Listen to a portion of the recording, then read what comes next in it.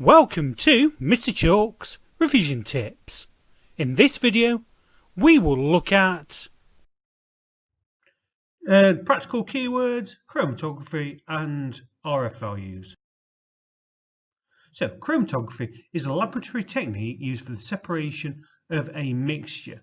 The mixture is dissolved in a fluid called the mobile phase, which carries it through a fixed structure holding another material called the stationary phase.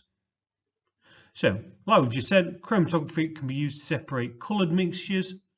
The mixtures need to be soluble in some sort of solvent. Simple chromatography can be carried out on paper. So a spot of mixture is placed near the bottom of it. It's dipped into a solvent, and as the solvent moves up, it will separate the mixture out. So if we look at some keywords when we use or do practicals, so control variable is any sort of variable that does not change. The dependent variable is the variable that you measure. A hypothesis is a prediction on whether the independent variable will have an effect on the dependent variable. The independent variable is the variable that you manipulate, so the variable that you're changing. An anomaly is an observation that differs from the expected. The correlation is the relationship between two values. An error is a measurement of the difference between the measured calculated value and the true value. And finally, precision and accuracy, sometimes interchangeable, but in science they have different meanings. So measurements that are close to a known value are said to be accurate, whereas measurements that are close to each other are said to be precise. So if we look at how we carry out chromatography, we start off, we draw a pencil line about 1 or 2 centimeters from the bottom of the chromatography paper. We use a pipette or capillary tubing to go and add whatever we want to separate, so for instance an ink, onto that line.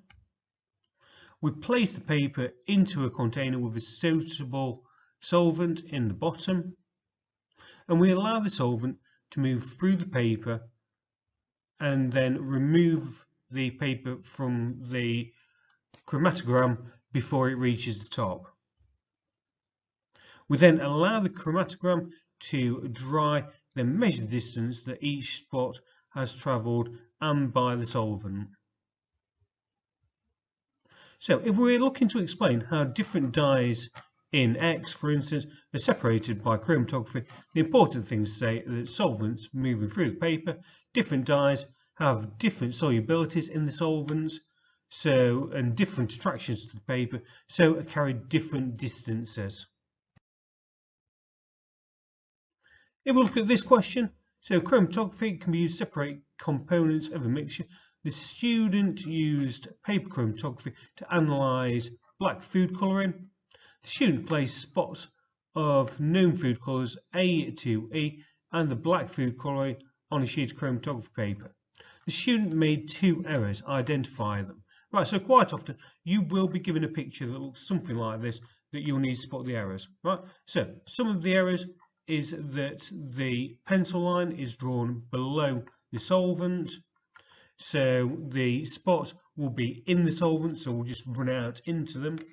So the solvent won't move the spots up the page. They're kind of the important things that you'll need to talk about. An RF value is the distance travelled by a given component divided by the distance travelled by the solvent front. Right, so it's worked out by distance moved by the component divided by distance moved by the solvent. So in this example we'd have 4 divided by 10, so the RF value would be 0.4. And quite often you'll be given a table that looks something like this, that has different colours in or different substances, and the distance moved by the solvent front and the distance moved by the food colouring, and you'll quite often be asked to go and work out its RF values, which would come to this. Thanks for watching.